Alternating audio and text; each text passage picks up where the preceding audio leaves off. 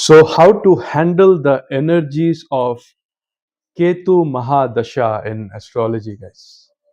Now, being born on the 17th of May 1991, 5:31 a.m., right? My dasha sequence is taking me to Saturn Mahadasha and Ketu Antardasha. So, on the 25th of Feb 2025, I am going to enter or hit Saturn Ketu, guys, for 1 year. All right. And this idea occurred to me that I should reveal my knowledge or my take about what approach I'll be taking or what kind of a energy should we guys carry during a Ketu Mahadasha, right? And in today's day and age, all the astrologers who have become famous, right? They are suffering from God complex. You know, God complex means they feel whatever I will say that will happen. And if that prediction comes true, they say, just because I said it happened. All right. Now look at the size of human beings, like tiny, right? And look at the size of the celestial beings like Jupiter, Saturn, Mars, Pluto, Sun, etc., etc. We are a speck of dust, not even that, very microscopic in existence. And we, or rather the pseudo astrologers, they develop God complex as if they're controlling the planets. And that is why whatever they're saying is happening. All right. It's not like that because the planets are merciful. All right. That's why the predictions come true. All right. The day your good dasha, mahadasha will change and you will hit something which is beyond your control, at that time, maybe the health, the status, the aura, the energy, everything is going to dip. All right. So, Ketu Mahadasha is all about coming head to head, face off with the absolute truth. All right. The realities of life, and that is why the planet Ketu is ruled by the goddess Dhumavati among the Das Mahavidya. Now, she is depicted to be a widow, a very old entity, and she's in state of zero in Shivatva, right? Because there are no attachments, no expectations from life, right? And just existing. So that is Ketu, all right? So Ketu Mahadasha is something which, if you understand and approach it, right, then you will be able to make peace with whatever is about to happen and ready your psychology and ready your system, your thinking pattern in such a way that Ketu comes and he understands, he looks at you and feels that, okay, this guy is already in Ketu mode, right? Now I don't have to hit him hard with a hammer. Maybe I'll poke him with a toothpick, something like that, all right? So they say if you live your life without knowing what's up, then that's called living. And if you live your life with the knowledge of astrology, which is a Vedanga, which is the third eye of Lord Shiva, then you can do Leela with your life. All right. What is Leela? Leela is flowing with the energies of your Mahadasha. Okay. So, Ketu Mahadasha, guys. Uh, and it's a request that if you guys like this video, after watching this video in its entirety, then please hit the like button. If you dislike this video, please hit the dislike button. Doesn't matter, guys, but show me your genuine reaction. All right.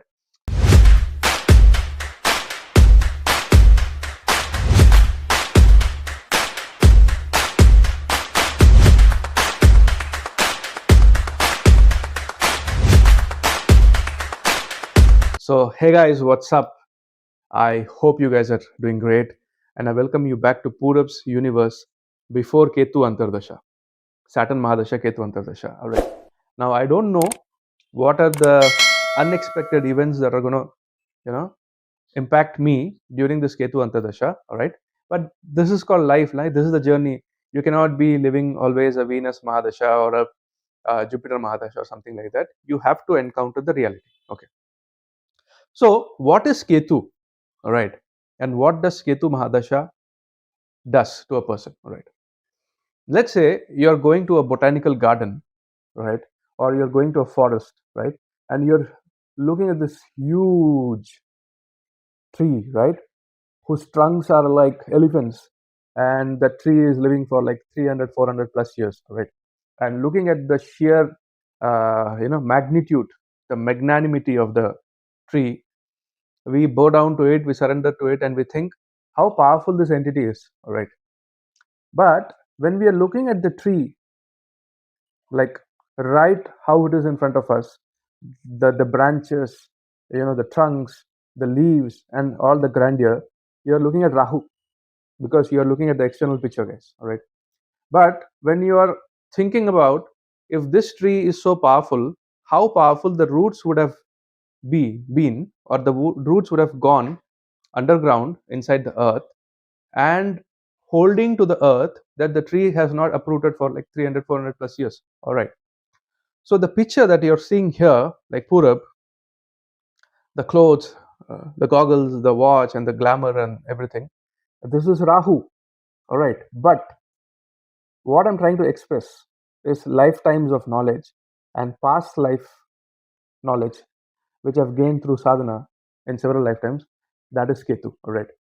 So when you are assessing a person or a situation or a property or an entity or something like that, when you are just looking at the external dynamics and making a judgment, then you're going to make mistakes, because you are sort of decided by the illusion of Rahu, all right, the external side, all right? But when you think, okay, there's a building, how strong is the foundation of the building?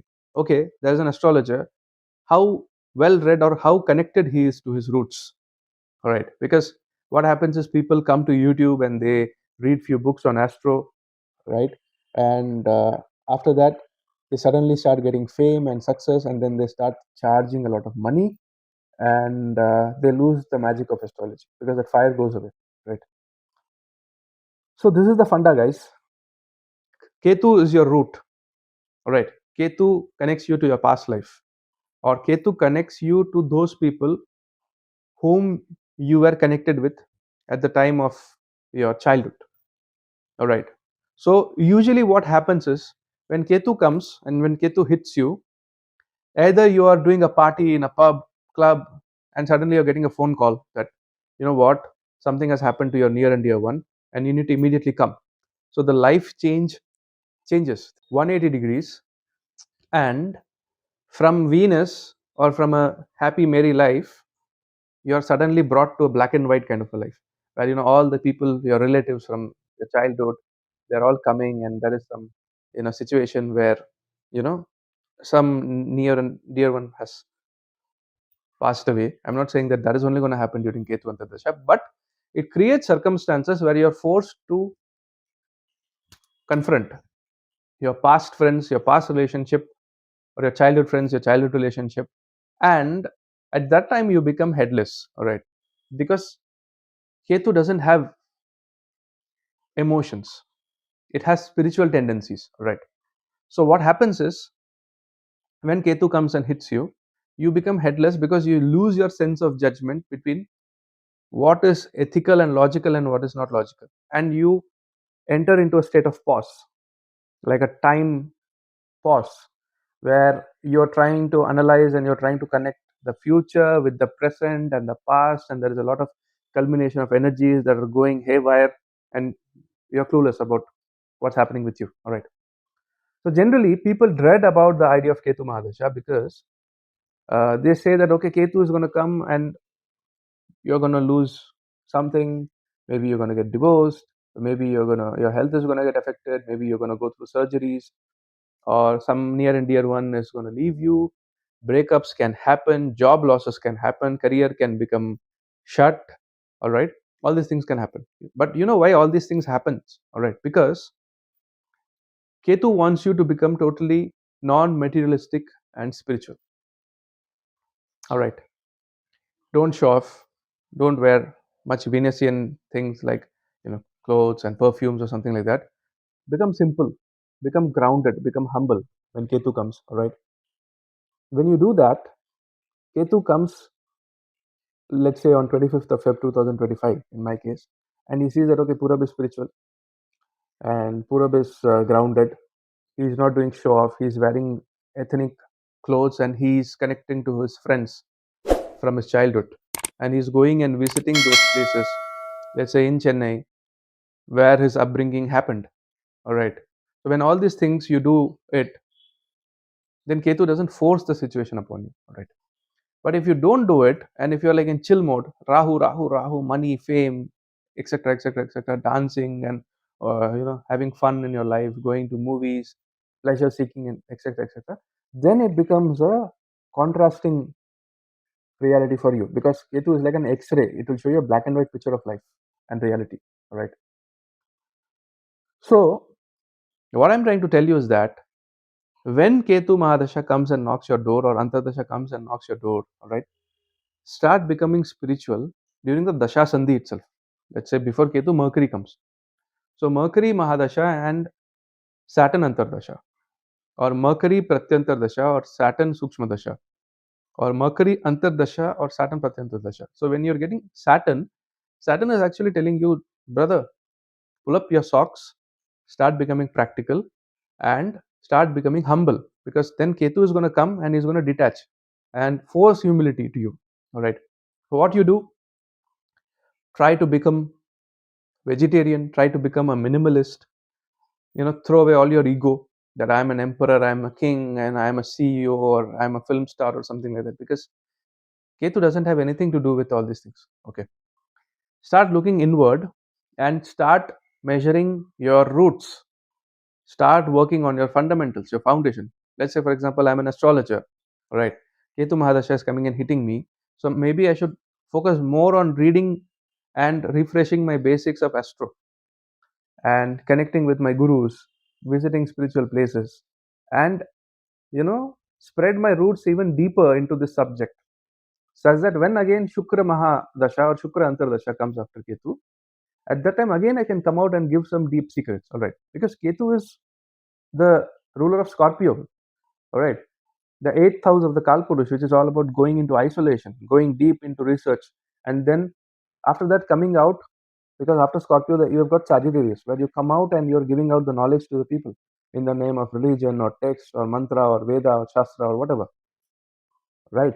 So when Ketu comes, right, start doing some spiritual activities like yoga or pranayam, or start doing seva, like going close to pet animals or stray animals, or serve the fakir kind of people, saints. Go and be in the company of saints. Like Kumbh Mela is going on right now, Mahakumbh. So you can go there, you can connect with saints, and you can get their blessings, because Ketu is a time for spiritual seeking, internal spiritual seeking. All right. Now there are two types of spiritual people. All right. One is, there is a kind of a spiritual person who has done some sadhana, done some seeking, done some mantra siddhi, and then he's totally Rahu oriented, where he has come out in the media world and he's saying that I am this, I am Kalki, and I am this Baba, and so, and become my followers. We'll create an ashram, pour money into my organization. That is a Rahu approach. And Ketu is like, I'm done with all these things. I'm done with the materialistic things. I don't want name, I don't want fame, I don't want power or something like that. I just want to exist doing nothing and remain spiritual internally and feel that bliss. Aham brahmasmi tattvam asi. That is, I am God and so are you. All right. So you need to understand Lord Shiva when you want to understand Ketu. All right.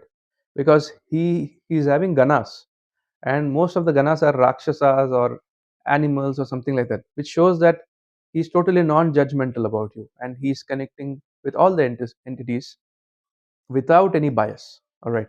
And he's into deep state of meditation where he's enjoying the bliss. He's closing his eyes, and Shiva only knows what he's thinking about, what mantra he's meditating on, or is he just existing, and that's why the universe is prevailing and all the creation, sustenance, and destruction is happening. I don't know about the depth of Shiva, but the state of Shiva is also something like a state of Ketu, where there is no attachments, and there is no vengeance, there is no desire, there is no karma, and you are just existing and feeling the bliss. All right. So let's say you are a working professional. Let's bring this video into practical lines. Let's say you are a CEO of a corporate, or let's say you are going through a relationship, and the relationship is dicey. The future of the relationship is dicey. All right. So Ketu can come and hit, and it can give you transparency, and it can give you truth. Okay, you're fired, or okay, break up, or okay, some surgeries can happen, some losses can happen, some job losses can happen, things like that. All right. So when these things happen, you should not be taken aback, and you should not feel like, okay, my life is destroyed, my girlfriend or boyfriend has left me, and I am the CEO of Google, and Google has fired me, etc., etc. Nope. Ketu means, ha, I don't give about it, I don't give a damn about it. All right. If it has happened, it has happened.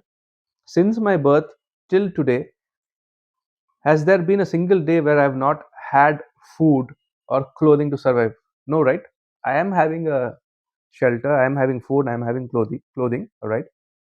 Then I should not worry about why I lost the relationship, or why I lost the job, or why I lost this special person, or something like that.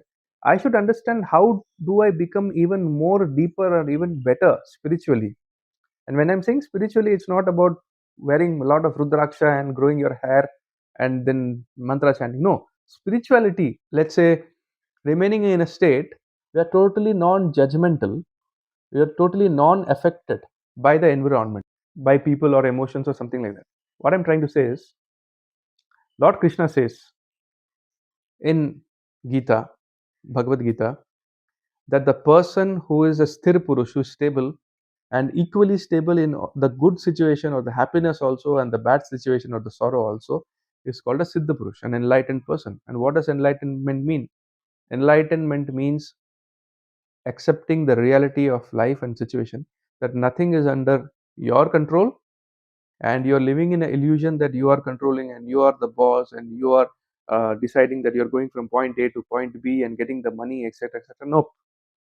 Enlightenment means giving up on the control phenomena, the pseudo human character which says that I am having the power to press a nuclear bomb, I can cause destruction, I can create famine in the life of people, I am a politician and I can create war. Nope.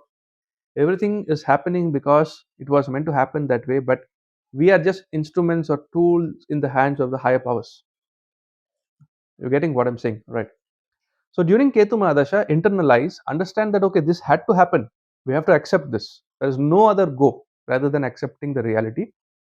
Yeah, from a remedy perspective, start working on your Mooladhara Chakra. Start connecting with Ganesha. Like an apple a day keeps a doctor away, Om Shri Ganeshaya Namaha a day keeps the malefic influence of Ketu to a certain extent away. And chant on the Mooladhara Chakra mantra Lam, or Om Gam Ganapataya Nama, or Om Lam Ganapataya Nama. Use this mantra to work on your Mooladhara Chakra, right? Go back and work on your basics. Like if you're a medical professional not getting patients, research on some other kind of added science that will help you in your practice. If you're an astrologer, go read Brihad Parashar Hora Shastra again, or astro books like Saravali or Jaimini Sutra or something like that. If you're a engineer, you know, read the basic law of physics. And some, it's like a vacation which can be forced upon you, but if you get used to it, if you become spiritual, and if you're doing your brushing up of the basics properly, then when you will enter into a Shukra Mahadasha or a Shukra Antardasha or whatever, you are like game, you're ready to jump and again give back to the world. All right. So during Ketu, it's all about letting go, and then again when you're getting Venus Mahadasha, it's about getting, receiving from the universe blessings and wealth and relationships and company and something like that. All right. So it's a very deep secret, right? Another thing that you should do during Ketu Mahadasha or Ketu Antardasha is that, let's say there is an impending or a surgery or a health condition that has been delaying for a long time. Let's say you have a slap tear in your shoulder, or Achilles heel, or you know, some tendon problem, or some rib cage issue, or some minor gallbladder stone or something like that. Ketu connects with the Scorpio element, and Ketu does well in the 8th house of transformation and operation and surgeries and unexpected. So plan your surgeries during Ketu such that Ketu gives you that fearlessness to go through it. Let's say you're going through Moon Mahadasha or a Venus Mahadasha, your psychological state of tune is soft. But when you're going through Mars or Ketu, and Ketu is Kujvat, Ketu works like Mars, at that time you're so strong. You have seen the movies, right, where the army guy, he's shot by a bullet and he's not under anesthesia, and it's a war field, and somebody's extracting that bullet and they're pouring the alcohol and burning it, and he's like, do it, man, come on, effing do it, I can take this pain. That's Ketu. All right. So Ketu allows you to become spiritually hard headed, less emotional, and allows you to go through the fear or the pain that comes with surgeries. All right. Ketu also heals because Ketu does well in the 12th house, and the 12th house is the house of rejuvenation. So when Ketu comes and hits you, it's a first destruction, then later healing process. All right. Because there is nothing called destruction, it's all only transformation, because this one state is getting done and the other state is beginning. All right. When a fish is being consumed by a human, then the human is going back into the ground, either being buried or becoming ashes or something like that. The energy is dissipating, and again, you know, the five elements, we become the five elements back. Right now, also, we are five elements, but we are manifest. And then we again become, when we are burnt or buried, or different ways of cremating a human body, again we become the five elements in unmanifest form, or the raw nature of five elements. All right. So you can time your surgeries. You can also come to decisions about long-standing relationship, whether it is working or not working. And also during Ketu, it's better that you keep Ketu energy around you. Like, go and get a stray dog, a puppy from the streets. Take care of it. Do seva of it. Keep Ketu with you. Keep Ketu around you. All right. Do a little bit of gardening. Go for long walks. Maintain discipline. Be punctual, early to rise and early to bed during Ketu, because otherwise you're going to go into a state of psychological issues also. That can also happen during Ketu. If moon is afflicting your Ketu, or your moon is in Ketu nakshatra, or Ketu is in moon nakshatra like Hasta or Shravana, right, or Rohini, right. So these are the things, and you shouldn't worry about Ketu much. Let's say that your Ketu is sitting in the nakshatra of a planet which is exalted or well placed in your horoscope. All right. Then that Ketu Mahadasha or Antardasha is also going to give you the results of that exalted planet. But if Ketu is placed in the nakshatra of a debilitated planet, or a planet which is placed in Dusthana 6, 8, 12, aspected by malefics like Rahu, Saturn also, or Mars, then Ketu Mahadasha can become difficult. All right. So the rule is, just because you're going to enter into Ketu Mahadasha doesn't mean that it's going to be dreadful. Your Ketu, if it is aspected by Shani or Rahu or Mangal, then it's going to be a little bit more difficult.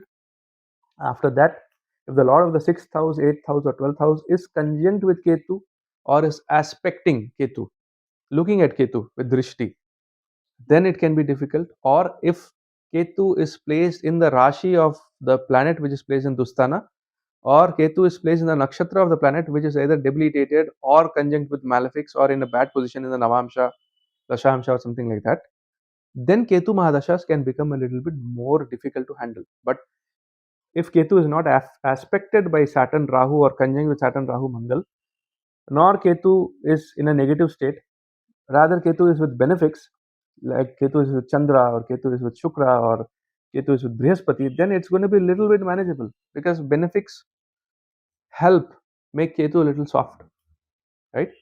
And if Ketu is also in the Rashi of benefics, let's say it is in the signs of Venus or Jupiter, or let's say Mercury also, a little bit for that matter, in Virgo or Gemini, and if the dispositor is not afflicted, then Ketu Mahadasha is not going to like hit you literally and destroy your life, create earthquake or tsunami or something like that. No.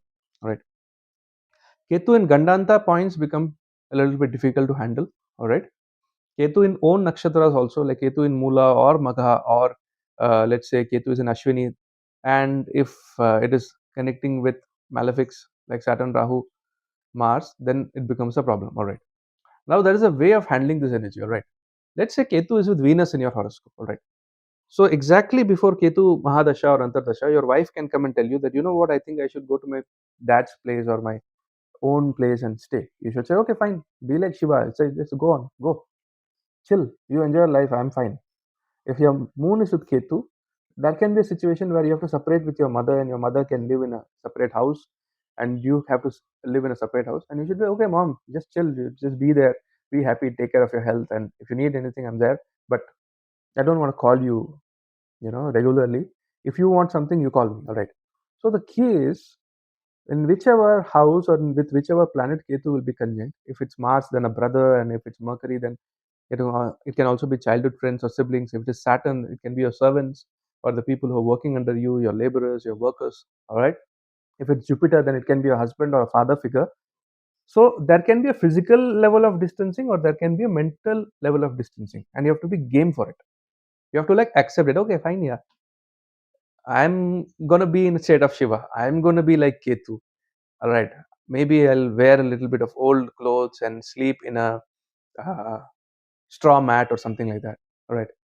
But I'm not gonna bring my Ketu energies into the life of somebody else.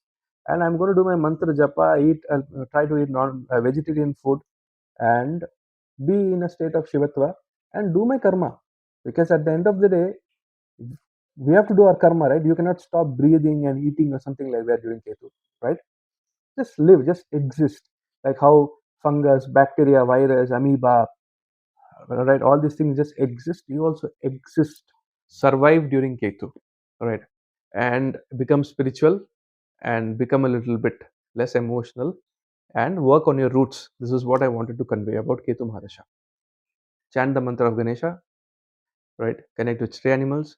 Go to the samadhis, or go to the places where the Siddha Purushas or the enlightened beings were, buried or something like that. Because during Ketu, the channel, the 12th house, the Sahasrara opens, and you can connect with beings or entities of other realms also, or spirits also. Ketu gives you that power. Ketu heightens your intuition power also. All right. So this is what I want to say about Ketu Mahadasha. I think it has become a very long video, but I just spoke out from my heart, and I just wanted to say whatever I wanted to say. I love you guys. Take care of yourself. Take care of the elderly people and stray animals around you. This is Purab signing off from Purab's Universe. Adios. Jai Hind. Jai Bharat. Vande Mataram.